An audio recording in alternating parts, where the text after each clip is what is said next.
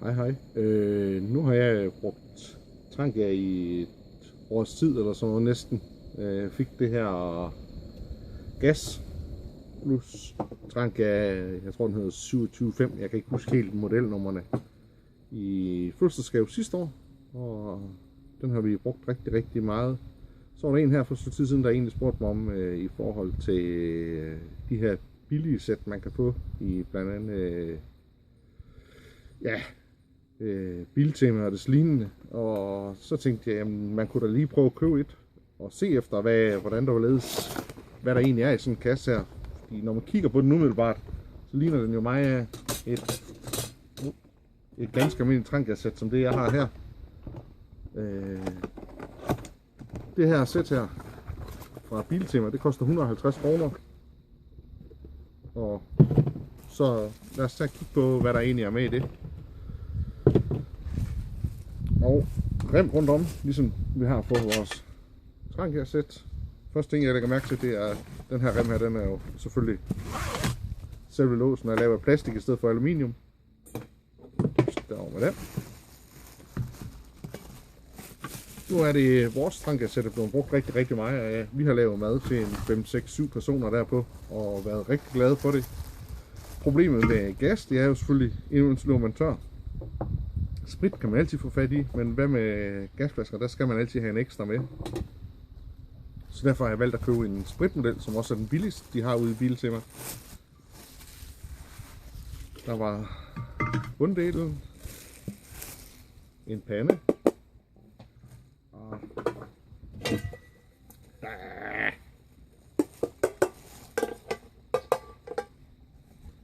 det er noget tyndt noget det her i hvert fald.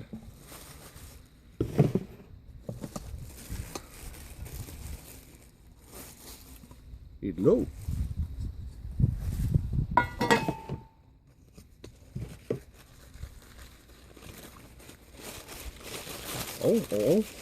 Og så se. En lille holder. Hvis vi lige sammenligner med Trangia. Igen.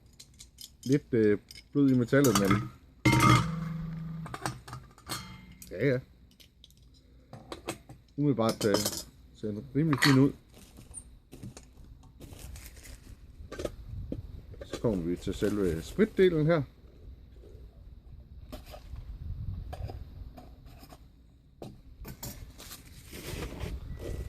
Her med alt papir her, som det ikke ligger og blæser væk.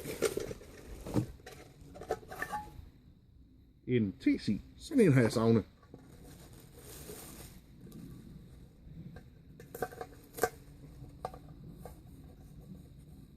Ja, der er allerede buler i bunden. Ja, men dem kan vi jo... Fordelen ved det bløde her, dem kan vi selv ret ud. Det er noget meget tyndt med aluminium, det her det er lavet ud af.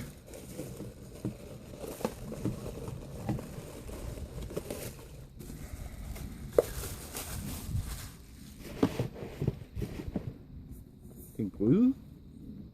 Halv liter cirka. Står der på hvad der er. Nej, det var en 1,2 liter kasserolle.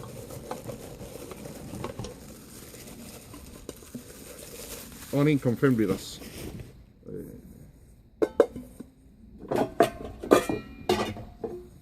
Mit Trangia-sæt er ikke det pæneste. Det blev brugt rigtig meget, og da jeg lige har fået det, var jeg så usmart at komme til at putte det i opvaskemaskinen. Det skal man ikke.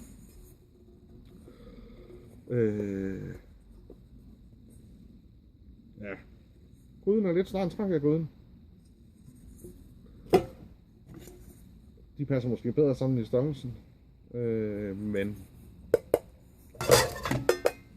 ja, der er forskel. Jeg vil da også nok sige, at jeg var da nok blevet skuffet, hvis jeg har købt et sæt til 150 kroner her, og så fundet ud af, at det var i samme kvalitet som Trangia-sættet var.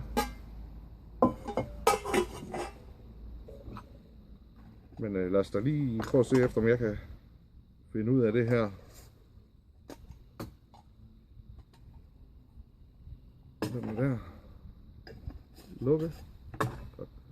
Jeg prøver lige at tænde op for den. Nu skal vi da lige se. have gang i blusser her. Altså, hvis man kan finde ud af at sætte et trank sammen, så sætter det ud til, så kan man også finde ud af at sætte det her sammen.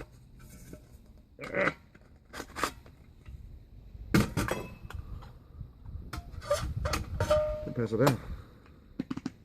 Og nu sådan for det her med sprit og sådan noget, så hellere spille uden for kamera, i stedet for at sætte ild til det hele her.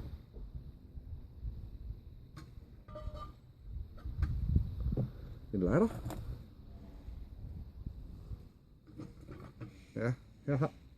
Ja, så kommer man til en af de store ting her. Nu skal jeg se, om jeg kan lave nogle brandfingre her. Så du lige spritte herover. Håber I kan se. Det er et trankassæt. Det her det er sådan noget, jeg selv har lært for nylig, vil jeg lige sige. Efter at have brugt tranka i et stykke tid. Nu tænder jeg trankassæt. Tænder vi lighteren. Sådan der. Og så sætter man den her på. Bam. Skruer den på. Ingen far for at brænde fingrene.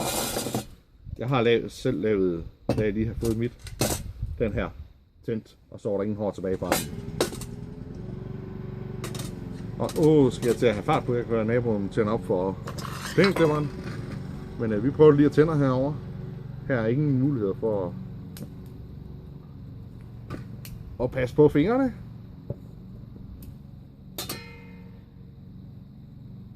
Sådan der. Vand. Og jeg har ikke fået vand med ud. Vi tager lige lidt det, der står her i trankekæden. Og det er faktisk allerede varmt, vil jeg lige sige. Så det er lidt snyd det her. Ups.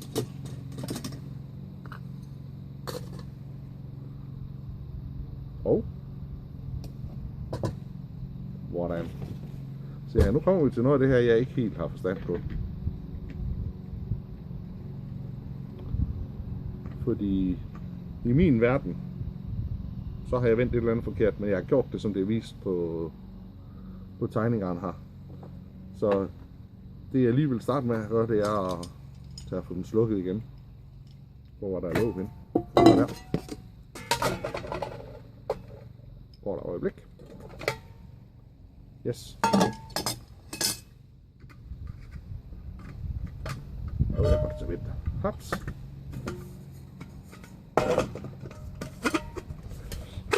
Man skal ikke altid stole på de tegninger, det viser ved, fordi så kan man jo lige pludselig se. Så kan man også det her. Og så undgår brandfingrene alt for mig. Det var der. Her. Sådan der. Og så er den i gang.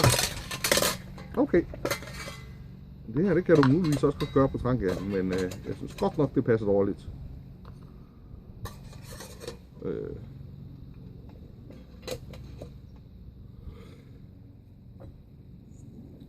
Men jeg kan vide, om den passer herover. Det gør den ikke. Det kan jeg næsten regne med det samme. Nej. Det har været for mig at håbe på. Den her er jeg rigtig, rigtig glad for til, når man skal lave te og sådan noget. Der tror jeg bare, jeg købe en almindelig original tranka ting i stedet for.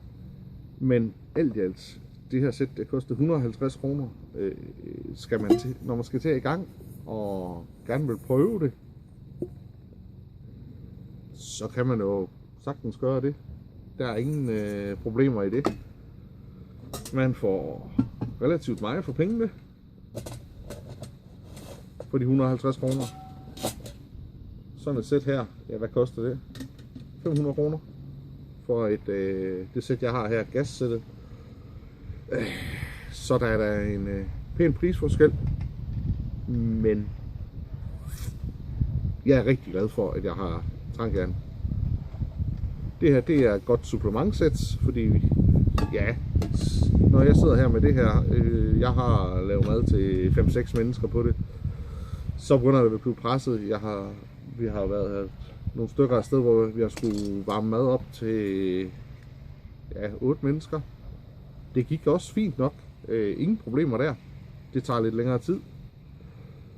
Men så har det her måske været godt at have med som et ekstra sæt. Lige til de her få situationer der, hvor der er rigtig, rigtig mange mennesker.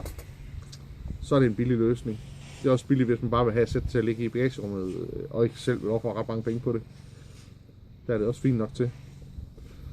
Ja, hvis du vil vide mere om det her med at bruge Trangia, og det er uanset om du bruger det originale Trangia, eller du bruger det her kopisæt, så kan jeg anbefale, at du tager et kig ind på den Facebook-side, der hedder For os. Nu må jeg heller lige tage og kigge i navnet her. For os, der bruger Trangia, den hedder noget mere. Den hedder helt præcist, hvis ellers min skærm herovre den vil. Et eller andet sted har jeg det der. Nå. Den hedder For os, der bruger Trangia Jetboil MSR Boil Light Powerpot eller bål. Altså, det er simpelthen, der er plads til alle, der godt kan lide at lave mad ude i naturen og gerne vil prøve sig lidt frem. Og derudover så er der også mulighed for at følge outdoorfreak.dk. Det vil sige, at han prøver alt muligt af og arrangerer alle mulige ting og sager. Han hedder Axel, og gå ind og læs en masse ind på hans hjemmeside. Det vil sige, at det kan virkelig anbefales. Og nu vil jeg se efter mit vand, det er ved at være varmt nok til, at jeg kan få mig en kop te. Og så, nu har jeg jo snydt lidt i forvejen. Ja, så har jeg lige en lille ekstra kommentar her nu, hvor jeg har været ved at samle min sæt. Det her, det er Trangiaen. Larmer lidt. Så har vi det her.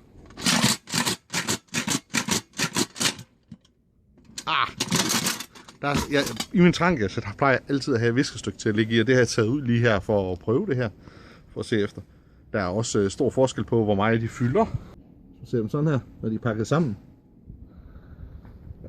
Der var nogle ting, der jeg heller ikke havde tænkt over, men ja, jeg vil til enhver tid foretrække mit Trangia-sæt, og det andet, det er fint supplement-sæt. Så det er sådan, det bliver her. Vi blander gerne lidt af hvert her. Hej hej.